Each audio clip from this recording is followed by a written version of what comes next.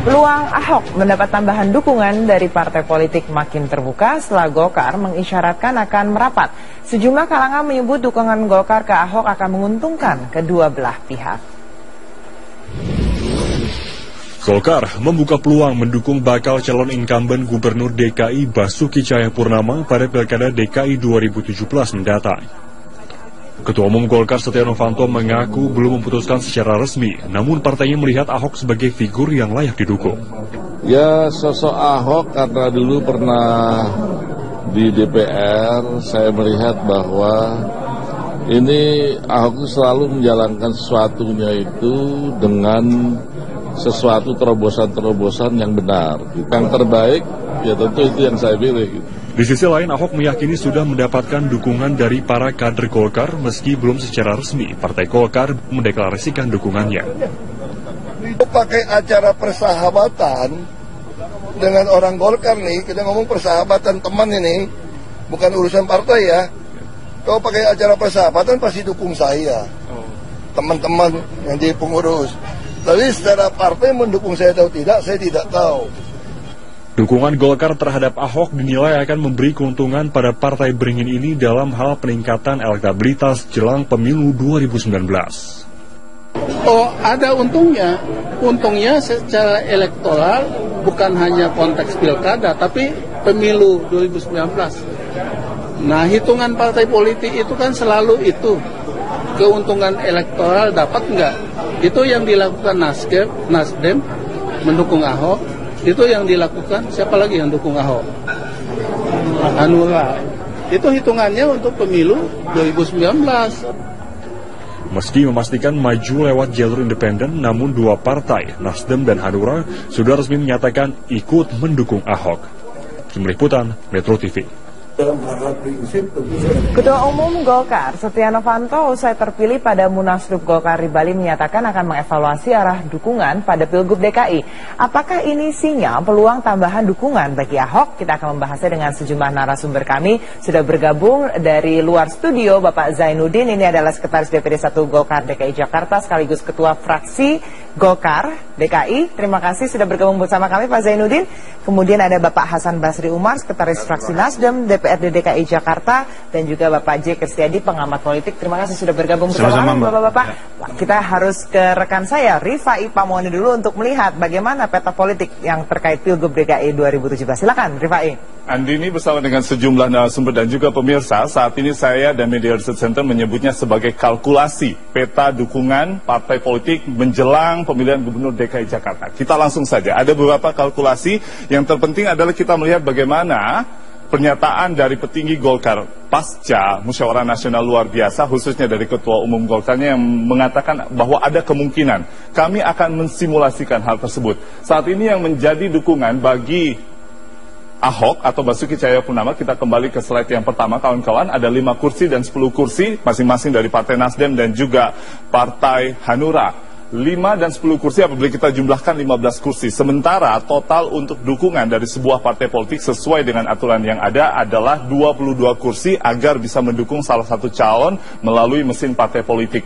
Apabila kita simulasikan kemudian Golkar dengan 9 kursi di DPRD DKI Jakarta, maka jumlahnya menjadi 24 kursi. 24 kursi ini sudah cukup tentunya untuk mendukung atau mengusung Basuki Cahayapurnama yang saat ini masih menyatakan diri akan melalui jalur independen. Kita akan lihat juga selain Golkar tentunya ada partai lain yang sedikit banyak tentunya memiliki kans untuk bisa mendukung salah satu calon. Kita katakan saja seperti Demokrat, kemudian juga P3 yang sama-sama memiliki 10 kursi. Apabila bergabung bersama Nasdem dan Hanura tentu bisa mendukung Ahok. Lalu kemudian juga ada Partai Amanat Nasional sebagai salah satu partai dengan perolehan kursi paling rendah di DPRD DKI Jakarta, itu cuma 2, oleh karena itu harus berkoalisi dengan lebih banyak partai lagi. Sementara kita melihat Gerindra dan Partai Keadilan Sejahtera sepertinya agak sulit untuk bisa mendukung Basuki Cahayapurnama. Lalu bagaimana sebenarnya pernyataan dari Setia Novanto yang baru saja daulat menjadi ketua umum Partai Golkar selama 3 tahun ke depan?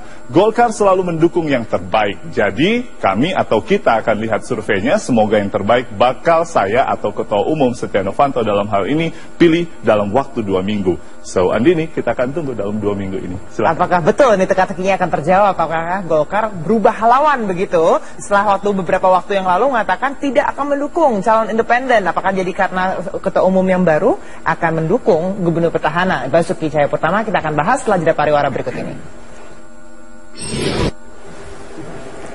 Apakah Golkar akan mendukung calon independen? Langsung saja saya tanyakan ke Bapak Zainuddin. Pak Zainuddin baru saja terpilih ketua umum baru, begitu apakah terbuka kemungkinan akan mendukung Basuki Cahayapurnama? Terima kasih Mbak Andini. Ya, memang ada 2 ruang demokrasi dalam pilkada. Satu melalui jalur independen, satu melalui jalur politik.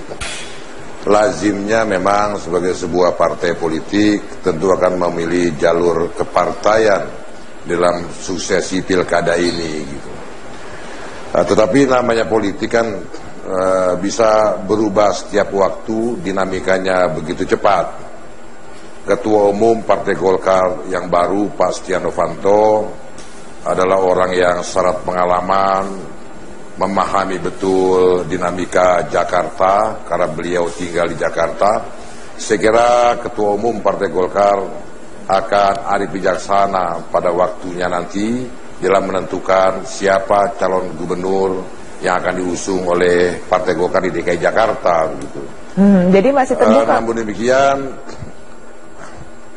ya Pak Ahok kan habitatnya kan dulu Golkar, dibesarkan oleh Golkar begitu. Beliau teman baik, sahabat baik Ketua Umum Partai Golkar.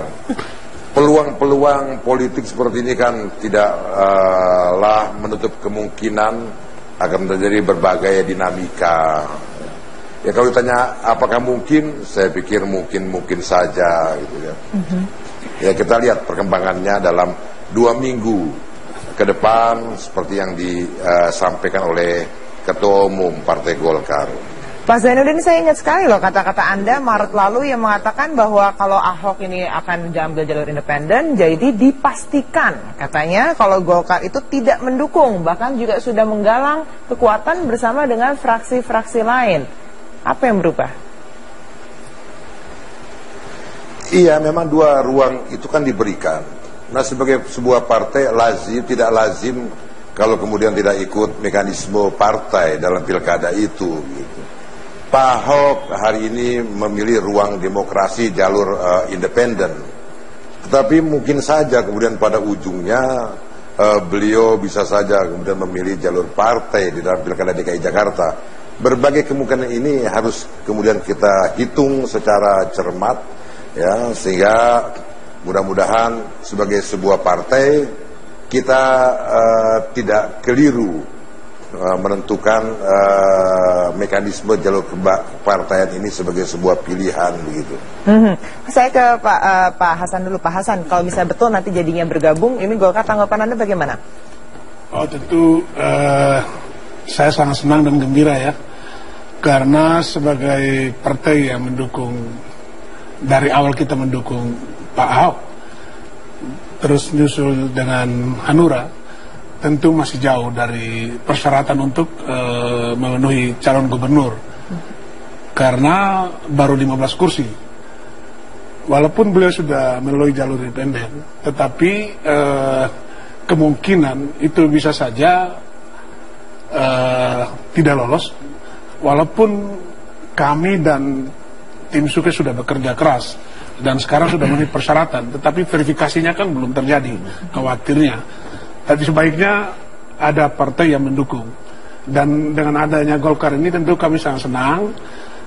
Jumlah menjadi 24, sudah memenuhi persyaratan untuk masuk dalam pertarungan pilkada 2017 yang akan datang. Oke, kalau misalnya Golkar masuk, mungkin nggak bawa teman-temannya yang lain juga gitu untuk masuk? Kemungkinan. Ketika awalnya baru Nasdem, semua orang juga, wah kok Nasdem hanya 5 kursi. Tetapi ada nyusul lagi, Hanura 10. Sekarang ada 9, mungkin tahu 6 atau 8, 7 dan seterusnya kan bisa saja. Jadi dengan adanya Golkar masuk nih bisa bawa domino efek begitu. Domino efek untuk nah, Pak Kusnedi, kalau tanggapan Anda bagaimana nih? Kira-kira kalau melihat karakternya dari Golkar, kemudian dari Pak Setia Novanto juga tadi sudah statementnya sudah disampaikan, melihat kajiannya terlebih dahulu, kemudian saya akan ambil keputusan 2 minggu dalam waktu yang cepat loh setelah terpilih kemarin itu. Apakah kira-kira memang ada sinyal akan mendukung? Begini, bagi saya apa yang disampaikan itu hambar. Hambar itu kurang mantap bumbunya itu. Karena apa? Karena isunya itu mendukung Ahok hanya karena ingin bergabung dengan pemerintah. Masih lebih jelas, mendukung Ahok karena Ahok adalah calon gubernur yang sekarang ini paling hebat, bisa membuktikan kepada rakyat Jakarta dan memang bermanfaat untuk rakyat. Jadi begitu. Sebab apa? Sebab kalau kemudian juga bismillahnya cuma karena mendukung Ahok tapi cuma karena bergabung dengan pemerintah, itu yang kita khawatir bahwa ini ideologinya dangkal nih. Ideologinya itu ideologi self interest saja nanti ya kan, karena sebetulnya kalau hawa iklim politik di Golkar ini seakan-akan seperti El Nino ini. Jadi berubah hujan deras lalu panas ya kan. Seperti misalnya ini bisa kita lihat dari pilkada revisi itu. Dulu putusan Munas dikatakan itu rekomendasi untuk milih dipilih secara langsung. Tapi tiba-tiba karena pemilu legislatif yang menang itu adalah partai di partainya KMP, lalu kemudian sudah melalui Twitter atau SMS udah ganti pilkada dipilih oleh DPRD, masa-masa begitu. Dan ini berubah ini cepat sekali ini loh. Nah, oleh karena itu sekarang ini yang harus dibangun Golkar ini adalah betul-betul mempunyai ideologi yang cita-citanya jelas, bukan ideologi yang self interest, kalkulasi melulu, ya kan? Ya toh Pak Setia Novanto juga yang saya agak kecewa bahwa mengatakan saya akan memperbaiki jumlah perolehan suara. Lu kok jumlah perolehan suara yang diutamakan itu ntar dulu. Golkar itu kan akan ada sepanjang segala abad. Mestinya saya akan merevisi undang-undang pemilu legislatif yang bisa memang menghancurkan partai kalau dibiarkan. Karena kita membiarkan saling masing-masing kader bertarung hanya untuk kursi yang diperebutkan di satu wilayah. Nggak pernah ada omongan seperti itu di Golkar. Ini yang Golkar itu harus merevisi, merombak dirinya supaya betul-betul jangan kemudian ditafsirkan orang membangun persepsi diri yang Golkar kok gitu-gitu saja ya. Tidak ada satu yang mendalam untuk memikirkannya. Tadi misalnya jelas pemilu legislatif itu semua partai mengalami dekonsolidasi. Karena apa? Karena adu kadernya di setiap daerah pemilihan. Tapi sekarang tidak pernah ada yang ngomong itu. Lalu yang ngomong lagi, belum pernah ada yang ngomong bagaimana sebetulnya menindaklanjuti putusan dari MK. Besok tahun 2019 itu ada putusan MK pemilu secara konkuren. Itu belum ada isunya seperti itu. Semua ribut soal pilkada 2017. Nanti 2018 pilkada ribut itu lagi.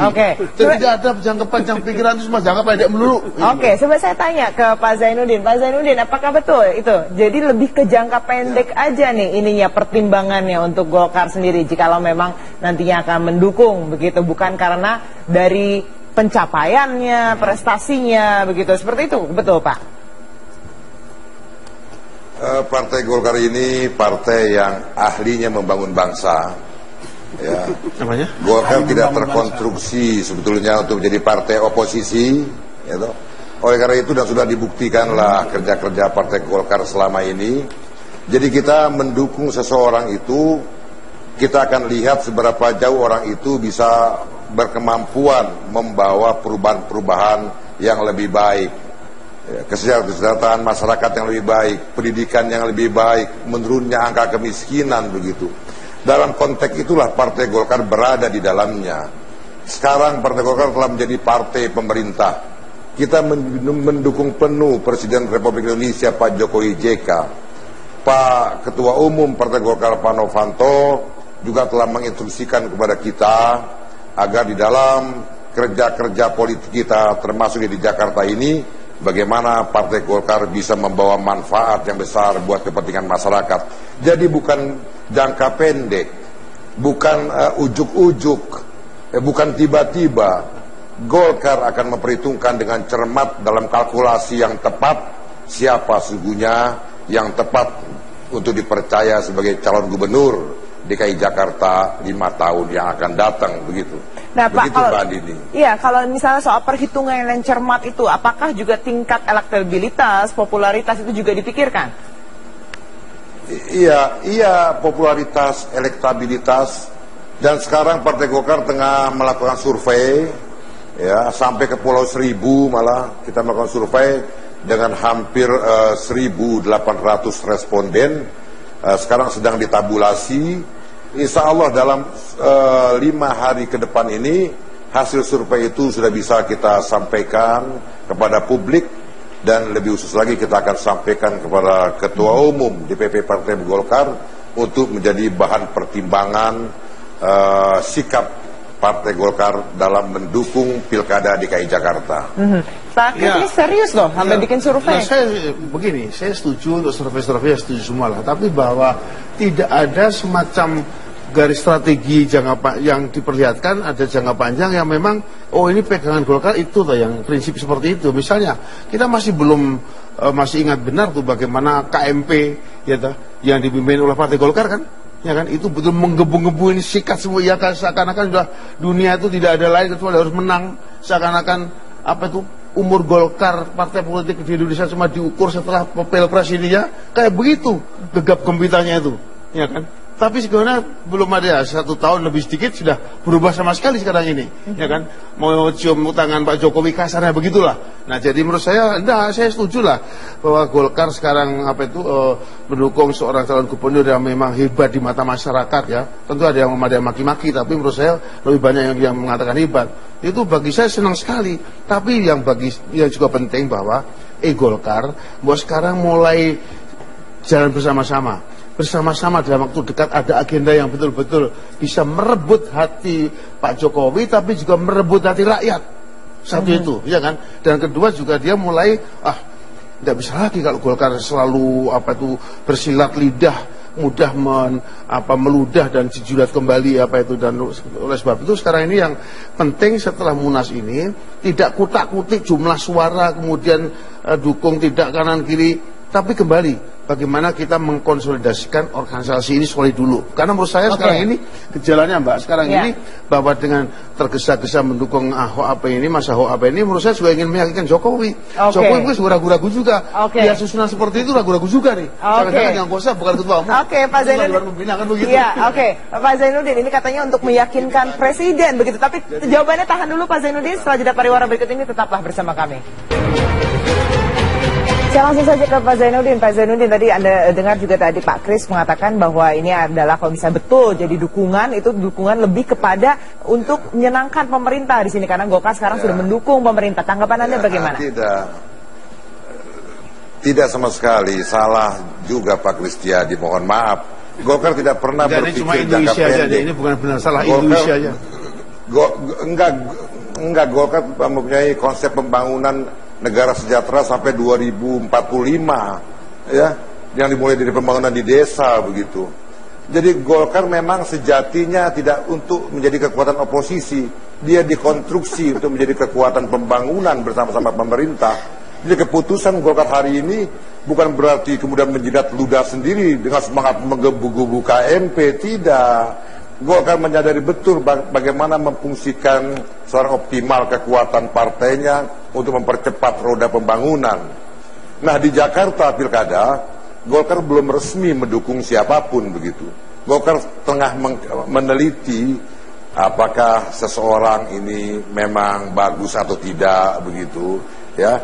Dan tentu nanti kita pertimbangkan melalui survei tadi, elektabilitasnya, popularitasnya. Dan pada akhirnya keputusan itu kita serahkan kepada Ketua Umum DPP Partai Golkar, Pak Setia Novanto.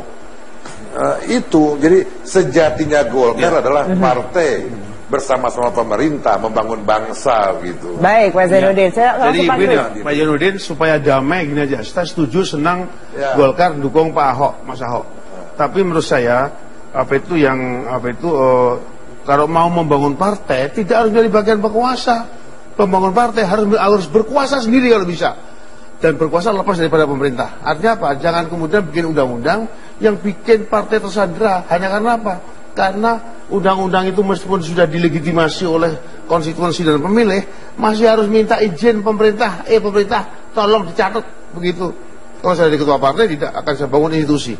Kalau perlu jadi oposisi terus, supaya apa? Supaya mengkonsolidasikan kader-kader saya menjadi orang hebat. Kalau tidak punya uang, tidak usah munas di hotel dan di Bali, munasnya di mana di tempat untuk asrama haji dan lain sebagainya seperti itu. Yang kedua sekarang Golkar dilahirkan bukan untuk menjadi kekuatan oposisi. Siapa bilang enggak? Golkar dilahirkan untuk menjadi dan membangun itu tidak menjadi penguasa. Baik. Oke. Kita bisa ngomong lagi tempat lain. Pak Kris, tapi bukannya sama-sama diuntungkan? Jikalau memang Golkar dan Ahok ini misalnya Ahok juga nanti didukung oleh Golkar, kemudian menang begitu, sama-sama diuntungkan nggak? Begini ya, yang harus dibalik itu jalan pikiran, ya. Jalan pikirannya sekarang ini yang untung harus rakyat. Ya, andai kata Mas Ahok didukung oleh Golkar, perhitungan dua-dua itu adalah bahwa Golkar mempunyai bismillah bahwa kalau saya mendukung Golkar, yang untung rakyat. Karena apa? Golkar itu bisa besar sampai sekarang. Yang pilih siapa? Rakyat. Bukan dari pohon beringinnya itu, bukan. Dari rakyat yang punya harapan. Jadi oleh karena itu yang harus dibalik. Yang untung pertama kali rakyat. Siapapun yang menang itu harus menjadikan kemenangan rakyat. Baik, Mas Hasan, kalau betul nggak kalau dikatakan ini nanti Golkar bergabung ini justru harus untuk kepentingan rakyat, bisa nggak untuk Golkar ini bergabung untuk tujuan itu? Saya sangat memahami apa yang dikatakan oleh sahabat saya tadi, bahwa mereka masih melakukan survei dan segala macam, tetapi tentunya apapun yang mereka lakukan tergantung dari keputusan Dewan Pimpinan Pusat juga. Jadi seandainya umpamakan survei itu ternyata bukan menempatkan Ahok di nomor 1, tetapi Dewan Pimpinan Pusat memilih mereka bergabung kepada Ahok, ya mau nggak mau mereka juga akan melakukan itu. Jadi memang Golkar ini kan penuh dengan pengalaman. Jadi memang dia selalu melakukan ini ketika orang lain sudah dahulu masuk. Boleh pengalaman tapi kadang-kadang tertinggal. Seperti seperti Pilkada 2017 ini.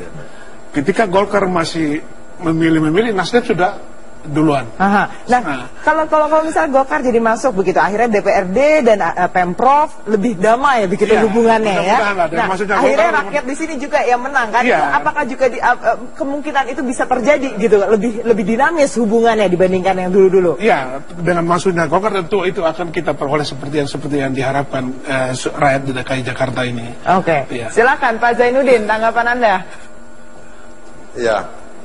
Iya, amin ya. Golkar insya Allah, bismillah, berjuang bersama-sama pemerintah, bersama-sama Nasdem, Hanura, PDIP. Kita upayakan sebesar-besarnya untuk kemakmuran dan kesejahteraan rakyat DKI Jakarta begitu. Itu ini baru Pak, itu suara rakyat itu. Cocok loh. Mantap kalau itu. Jadi lebih harmonis jadinya Pak ya. Kalau pengen juga kalau Golkar masuk nanti dipastikan harmonis hubungannya dengan Ahok begitu Pak, antara DPRD dengan Pemprov. Pasti. Ya harus dong harmonis. Nggak boleh legislatif eksekutif kemudian berseberangan, nggak boleh. Dia harus seperti dua sisi mata uang. Harmonisasi antara keduanya dalam rangka konteks pembangunan itu menjadi penting begitu. Bang. Iya Bang. Satu lagi. Ahok bagaimanapun adalah kader Golkar. Jadi ketika teman-teman Abang bergabung memilih Ahok, berarti kan mengambil kader yang tadinya keluar dari garis dan sekarang bergabung kembali. Pulang ke rumah lagi. Gitu. Baik. Kembali ke kandang. Iya. Pak Ahok belum pernah keluar dari Golkar. Justru itu. Punya kartu anggota Golkar. masih punya jaket Golkar lagi. Iya. Mulai udah ada sinyalnya udah kelihatan ya kayaknya ya. Memoria sudah diulang lagi untuk memberikan sambung rasa sama Mas Ahok. Tapi saya bukan itu, saya setuju.